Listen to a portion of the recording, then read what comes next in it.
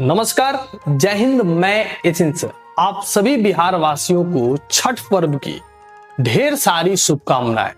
तो भाई आज हम लोग जानेंगे कि आखिर बिहार में छठ पर्व क्यों मनाया जाता है। आखिर छठ पर्व जो है ना जी इतना प्रसिद्ध क्यों है। तो हम आपको छठ पर्व मनाने का वैज्ञानिक दृष्टिकोण बताएंगे। तो देखिए भाई, भारत में जितने भी पर्व मनाए जाते हैं ना जी, उन सब में सबसे कठिन पर्व अगर कोई होता है तो वो छठ होता है, जो वैज्ञानिक दृष्टिकोण से ना जी आपके शरीर के लिए बहुत लाभकारी होता है। यानी कि सीधे भगवान की कृपा आप पर बरसती है। यानी कि जो लोग छठ करते हैं ना जी, उनका मानना है कि वो भगवान से जो मांगते हैं वो मिल जाता है। ये मान के चलिए कि कुछ लोग इसका मजाक उड़ाते हैं कि ये अंधविश्वास है, लेकिन नहीं भाई, छठ मनाने का एक वैज्ञानिक दृष्टिकोण ये भी है। तो हम आपको बताने जा रहे हैं कि छठ क्यों मनाया जाता है। तो देखिए, छठ जो हम लोग मनाते हैं वो लोग 36 घंटे का उपवास रखते हैं। कितने देर का?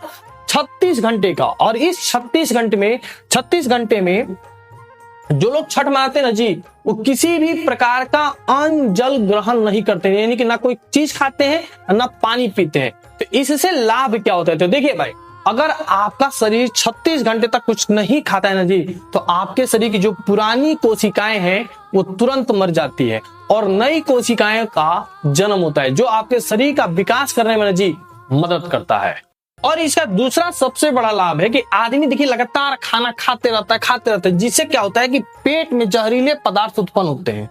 आदमी 36 घंटा अगर खाना नहीं खाएगा ना जी, तो वैज्ञानिकों का ऐसा मानना है कि जो पेट में जहरीले पदार्थ है ना जी, वो शरीर से बाहर निकल जाएंगे और आपकी पेट की जो पाचन शक्ति है ना जी, उसको मौका मिलता है फिर से अपने आप को तंदुरुस्त बनाने का।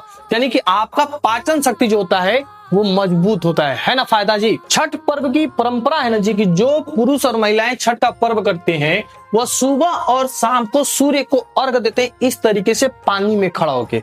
तो सूर्य को अर्घ देने से क्या लाभ होता है? सूर्य के प्रकाश में विटामिन डी पाया जाता है, जो आपके शरीर की हड्डियों के लिए जी बहुत फायदेमंद होता है। बहुत लोगों को ऐसा लगता है कि उनके हड्डियों में बराबर दर्द हो रहा है और वो इसके लिए दवा खाते हैं, लेकिन उनको कोई लाभ नहीं होता है। तो देखिए क्या होता है कि छठ की ऐसी परंपरा है कि सूर्य के प्रकाश में सुबह और शाम के समय में ना जी विटामिन डी की जो मात्रा होती है वो सबसे अधिक होती है। और छठ मनाने वाले लोगों में ऐसी परंपरा है कि सुबह और शाम को सूर्य का अर्घ देंगे, जिसकी वजह से इनकी विटामिन डी मजबूत होती है। यानी कि आपके शरीर में भी अगर विटामिन डी की कमी है ना जी, या आपके हड्डियों में दर्द होता है, तो आप सुबह और शाम के समय धूप में जरूर निकलिए। बहुत लोग धूप में रहते हैं, लोगों का कहना होगा कि हम तो भाई धूप में रहते हैं फिर भी मेरे हड्डियों में दर्द क्यों है। लेकिन याद कीजिए, आप सुबह के समय यानी कि सुबह 5 बजे के समय या शाम में 5 साढ़े 5 बजे के समय, जब सूर्य डूब रहा हो या जब सूर्य निकल रहा हो, उस समय आप सूर्य के प्रकाश में नहीं रहते हैं। तो आपको सूर्य के प्रकाश में कब रहना है? सुबह के समय और शाम के समय, क्योंकि इस समय प्रकाश में विटामिन डी की मात्रा पाई जाती है। और आप दोपहर में सूर्य का प्रकाश लेते हैं तो उसमें विटामिन डी की मात्रा जी बहुत कम होती है, जो आपके शरीर के लिए फायदेमंद नहीं होती है। छठ मनाने वाले लोग जो होते हैं जी पानी में खड़े होते हैं। तो देखिए, पानी में क्या होता है कि जब सूर्य का प्रकाश जब हम लोगों का पानी पर पड़ता है और यहाँ से अपवर्तित होकर आदमी के आंखों में पहुंचता है, आंखों में पहुंचने से क्या होता है कि आपकी जो सूर्य की किरणें होती है आंखों में पहुंचती है, जिससे आंखें की रोशनी भाई मजबूत होती है। यानी कि छठ मनाने का अनेकों लाभ है।